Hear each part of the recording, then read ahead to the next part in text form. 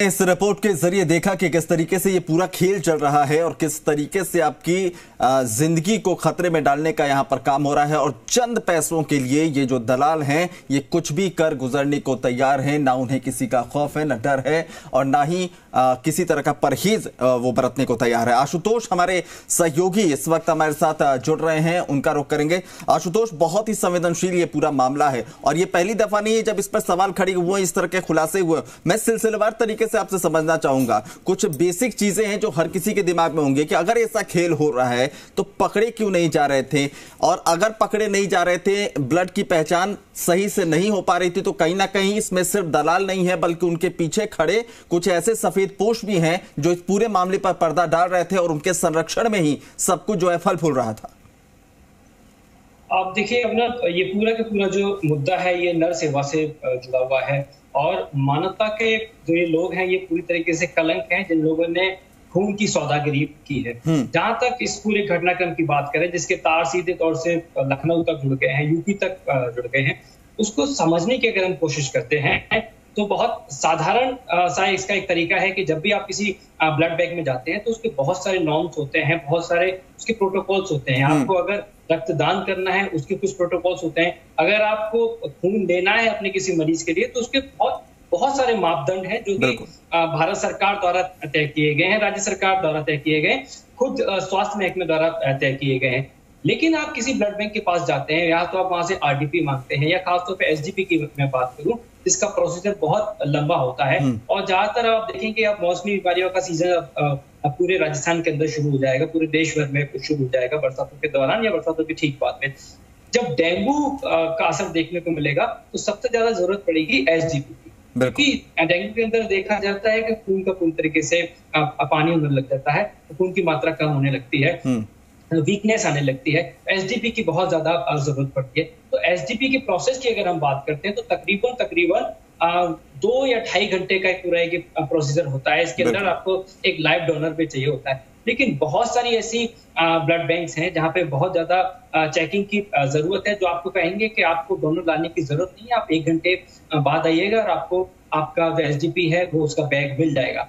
अब बड़ा सवाल यहीं से खड़ा शुरू होता है कि आपको 1 घंटे के अंदर बिना लाइव डोनर के वो जो बैग है वो आपको कहां से मिल जाएगा। यहीं से प्रश्न चिन्ह लग जाता है, क्योंकि एक लंबा चौड़ा प्रोसीजर होता है। तमाम जो एक्सपर्ट्स हैं उन्होंने अभी जी राजस्थान पे बताया कि किन किन प्रोसीजर से गुजरना होता है। बहरहाल इस पूरे प्रकरण की अगर हम बात करते हैं तो इसमें सबसे ज्यादा जो लापरवाही है वो राजस्थान की सामने आती है कि आखिर कैसे यहाँ से जो ब्लड है वो पूरा तरीके से जो नियम कानून होते हैं उनके तहत बाहर कैसे नहीं गया।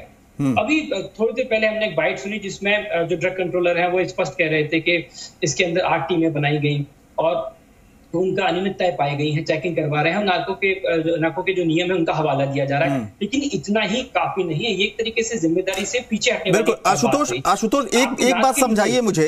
जैसे जिक्र भी रिपोर्ट में हो रहा था कि राजस्थान में बहुत ज्यादा संख्या है ऐसे लोगों की जो ब्लड डोनेट करते हैं आगे आकर। हमने देखा है त्योहारों पर, जन्म दिवस पर और दूसरे कई मौके होते हैं जब लोग स्वतः जो है जाते हैं, रक्तदान करते हैं। इस तरह की यहाँ पे परंपरा सी बन गई है और इसी का फायदा उत्तर प्रदेश और दूसरे राज्य उठाते हैं, यहां से खून ले जाते हैं। लेकिन कितनी यूनिट खून एक रक्तदान शिविर में जमा किए जा रहे हैं, कितने ब्लड बैंक में पहुंच रहे हैं, उसका कहां इस्तेमाल हो रहा है, इसका जो रिकॉर्ड होता है क्या उस पर किसी ने कभी नजर फेरने की कोशिश नहीं की? क्योंकि अगर इसको पूरे नियम कायदे कानून के साथ अगर फॉलो किया जाएगा तो वहां से ब्लड की जो चोरी कह सकते हैं वो भी संभव नहीं होगा।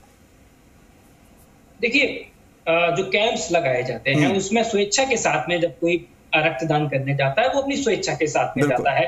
और जो कैंप्स लगाए जाते हैं उनका सही प्रोसेस ये है कि आपके पास जो ब्लड की यूनिट्स इकट्ठी हो रही हैं उनको ब्लड बैंक तक पहुंचाया जाए। या तो आप किसी सरकारी ब्लड बैंक में उसको पहुंचाइए, निजी ब्लड बैंक में अगर आप उसको पहुंचाते हैं तो उसका पूरा एक रिकॉर्ड होना चाहिए, उसकी व्यापक मॉनिटरिंग होनी चाहिए जो संभवतः नहीं हो रही है। और मैं किसी ब्लड कैंप के ऊपर हम कोई किसी तरीके का कोई आरोप नहीं लगा रहे हैं कि इस तरीके से कैंप्स नहीं लगाने चाहिए। बेशक इस तरीके के कैंप्स लगाने चाहिए, लोगों को आगे आना भी चाहिए। राजस्थान इस रक्तदान के अंदर अग्रणी भी है, लेकिन इसके ऊपर एक चेक होना चाहिए, इसके ऊपर एक मॉनिटरिंग होनी चाहिए कि किस कैंप से कितना रक्त गया गया, किस ब्लड बैंक को दिया गया, और उसकी अगर समय समय पे मॉनिटरिंग हो जाएगी। ऐसा तो नहीं है कि एक जो तय संख्या रखी गई है किसी भी ब्लड बैंक के लिए उससे ज्यादा संख्या हो रही हो। अब इसका खामियाजा सबसे ज्यादा किसको भुगतना पड़ेगा?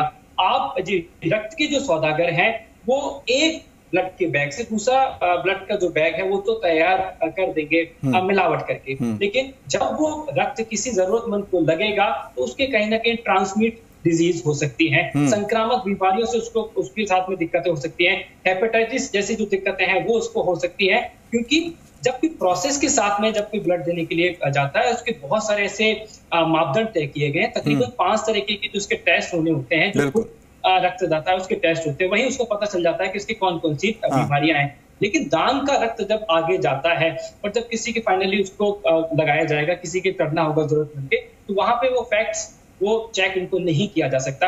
राजस्थान की अगर हम बात कर लेते हैं, यहाँ के ड्रग इंस्पेक्टर्स की बात करें तो वो किस तरीके का चेकिंग कर रहे हैं इसका उदाहरण हम खुद दे देते हैं। कल हमने एक खबर चलाई कि राजस्थान एसीबी के मुख्यालय में एक मुकदमा दर्ज हुआ है जयपुर की एक ड्रग इंस्पेक्टर के खिलाफ में, जिन्होंने जो एक शॉप थी, मेडिकल की शॉप थी, फार्मेसी की शॉप थी, उसकी जो ऑडिट होनी होती है उस ऑडिट को ठीक ठाक करने की एवज में, कोई कमी खामी ना निकालने की एवज में 50,000 से 60,000 के बीच की घूस मांगी है। तो समझा जाए कि ड्रग इंस्पेक्टर आखिर कर क्या रहे हैं, ड्रग विभाग कर क्या रहा है। इसी से सवाल निशान खड़ा हो जाता है कि महज खाना पूर्ति के लिए आप किसी भी ब्लड बैंक पे जाते हैं और एक जो इंजेक्शन होना होता है उसको कर दिया जाता है, यानी कि ये सिर्फ और सिर्फ खाना पूर्ति हुई। बिल्कुल खाना पूर्ति तो है, लेकिन कहीं ना कहीं सवाल आशुतोष ये भी है कि अगर कोई शख्स जिसे उसके परिजन के लिए या किसी के लिए अगर खून की जरूरत होती है, बाहर वो दलाल से अगर खून की उपलब्धता करा भी देता है, तो क्या ऐसे प्रावधान नहीं है कि उस ब्लड की पहले जांच हो तब उस रोगी को चढ़ाया जाए, या फिर प्रावधान है लेकिन ऐसा किया नहीं जाता है? देखिए, जो आमतौर पे प्रोसीजर है उसकी, चाहे हम सरकारी ब्लड बैंक की बात करें या किसी निजी ब्लड बैंक की बात करें, उसमें आमतौर पे ये होता है कि अगर मुझे मेरा मरीज अगर उदाहरण के लिए एसएमएस अस्पताल में भर्ती है, प्रदेश का सबसे बड़ा सरकारी अस्पताल है, अगर वहां वो भर्ती है और मुझे उसके लिए रक्त की जरूरत है, तो एक डिमांड फॉर्म होता है। वो डिमांड फॉर्म संबंधित उस डिपार्टमेंट से, उस वार्ड से, वहां का जो संबंधित डॉक्टर होगा, जो जिम्मेदार डॉक्टर होगा, उसका मैं जो ट्रीट कर रहा होगा उसकी तरफ से भरा जाएगा। उस डिमांड फॉर्म को लेकर ब्लड बैंक तक जाया जाएगा और आपके साथ में अगर कोई डोनर है जो उस वक्त रक्तदान दे सकता है तो उसको रक्त देना पड़ेगा। उसके बदले में आपको आपके जो मरीज है उससे संबंधित जो ब्लड ग्रुप है उसका ब्लड मिल जाएगा। तो ये बहुत तय प्रोसीजर है और जो रक्तदाता है उसके उसी समय पे बहुत तकरीबन, जैसे मैंने कहा कि 5 तरीके के टेस्ट होंगे, तो ये बहुत लेंदी प्रोसेस है। यहाँ किसी भी तरीके से कोई कमी खामी नहीं हो सकती है। कमी खामी होगी उस जगह पे जहां पे अगर कहीं कैंप्स आयोजित किए गए, कैंप्स का जो ब्लड है वो कहाँ पहुंचा, उसकी कोई मॉनिटरिंग हुई या नहीं हुई, इसको चेक करना बहुत जरूरी है कि ये जो खून इकट्ठा हो रहा है वो कहाँ तक जा रहा है। दूसरी बड़ी बात, जैसा मैंने उदाहरण दिया एसडीपी, आरडीपी, इनका प्रॉपर समय समय पर अगर निरीक्षण हो जाए, इनकी वाकई में इनकी क्वालिटी क्या रही, क्योंकि जानकारी में ये भी आता है कि जो प्लाज्मा होती है, प्लाज्मा को मेल्ट करने के बाद में उसको एक तरीके से एसडीपी का रूप देकर, जिसका पूरी प्रोसेसिंग चार्जेस लगभग 10,000 के आसपास होते हैं। पूरे एसडीपी के अगर प्रोसीजर चार्ज की बात करते हैं, वो जरूरतमंद व्यक्ति को दे दिया जाता है, जबकि वो प्योर एसडीपी नहीं होता। अब वो किसी जरूरतमंद के चढ़ेगा, उसको कितनी तरह की दिक्कतें हो सकती हैं। संभव ये भी है कि जब उसके ब्लड टेस्ट होंगे तो जो ट्रीटमेंट करने वाला डॉक्टर होगा वो भी असमंजस की स्थिति में होगा, क्योंकि उसके ब्लड कंपोनेंट जो होंगे उसकी ब्लड में किसी तरह की, उसके टेस्ट में किसी न किसी तरह की दिक्कत आएगी। उससे डॉक्टर भी असमंजस की स्थिति में आ सकते हैं और तरह तरह के टेस्ट करने की एडवाइस भी दी जा सकती है। ये संक्रामक बीमारियां तो उस व्यक्ति को हो ही सकती है जिसको इस तरीके का खून चढ़ाया जाएगा, लेकिन एक बात और कि वो गंभीर तरीके से किसी न किसी गंभीर बीमारी का कारण भी बन सकता है इस तरीके का खून। सबसे बड़ी बात इस पूरे प्रकरण के अंदर ये है कि राजधानी में बैठकर, राजधानी की नाक के नीचे अगर इस तरीके के प्रकरण सामने आएंगे और उनका कोई व्यापक चेक नहीं होगा, उनका कोई व्यापक निरीक्षण नहीं होगा, तो इस तरीके के जो दलाल हैं, जैसा हमने रिपोर्ट्स में दिखाया था कि कारण क्या है, उत्तर प्रदेश के अंदर बहुत ज्यादा रक्तदान नहीं होता है। हम राजस्थान की बात करते हैं तो यहाँ बहुत बड़ी संख्या में ऐसे रक्तदाता हैं। ऐसा कोई भी दिन नहीं जाता होगा कि राजस्थान में रक्तदान नहीं होता। तकरीबन 500 से ज्यादा जगह पर रक्तदान होता है। और प्रतिदिन राजस्थान की अगर हम बात करते हैं करीब करीब एक औसतन आंकड़ा है जहां पे प्रतिदिन 10,000 यूनिट खून की जरूरत पड़ती है, जरूरतमंदों को पड़ती है। और इमरजेंसी की अगर हम बात करते हैं किसी भी सरकारी यूनिट के अंदर, किसी भी सरकारी अस्पताल के अंदर कोई ट्रॉमा का एक्सीडेंट होके केस आता है, उस समय उस व्यक्ति के साथ में कोई है नहीं, तो बहुत अच्छी सुविधा ये तक है कि अस्पताल में उस समय जो ब्लड बैंक है आशुतोष, बिल्कुल, लेकिन ये जो कार्रवाई हुई है, जो आज हम खुलासा कर रहे हैं, जो हम सवाल खड़े कर रहे हैं, बहुत सारे ऐसे नाम हैं जयपुर की अगर बात करें, रेड ड्रॉप, पिंक सिटी, दुशात, ममता, तुलसी ब्लड बैंक, ये तमाम चीजें। तो जब यहाँ पर रेड किया गया तो क्या शुरुआती तौर पे कोई अनियमितता यहाँ पर दिखी है, क्या कुछ वहां पर पाया गया? और दूसरा सवाल इसी से मैं जोड़ूंगा कि इससे पहले भी याद कीजिए 2015 हो, 2021 हो, इस तरह के मामले सामने आए हैं, कार्रवाई का हवाला दिया गया कि कार्रवाई करेंगे, जांच करेंगे, लेकिन सब कुछ फाइलों में बंद होकर रह गया। क्या यही वजह है कि संख्या जो है ब्लड बैंकों की वो बढ़ती जा रही है लगातार तेजी से, और इस तरह का जो खेल है ये फल फूल रहा है? देखिए, मानवता की सेवा का हिस्सा तो है ही ब्लड बैंक, लेकिन अब बीते तकरीबन 5 साल में ये देखा जा रहा है कि इनकी जो संख्या है वो तेजी से बढ़ती हुई जा रही है। ये सवाल खड़ा होता है कि आखिर क्यों? हाँ, क्या कहीं कोई ऐसी स्थिति है, कोई ऐसी गुंजाइश है जिसके चलते मुनाफे जैसी जो बात है वो इसके अंदर दिखाई पड़ती हो, इसलिए इतनी बड़ी संख्या में तेजी से ब्लड बैंक?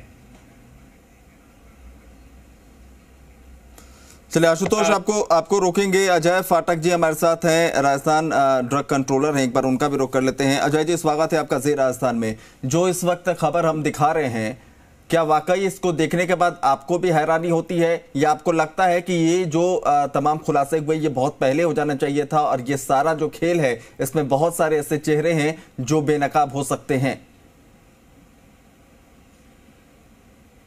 फाटक जी,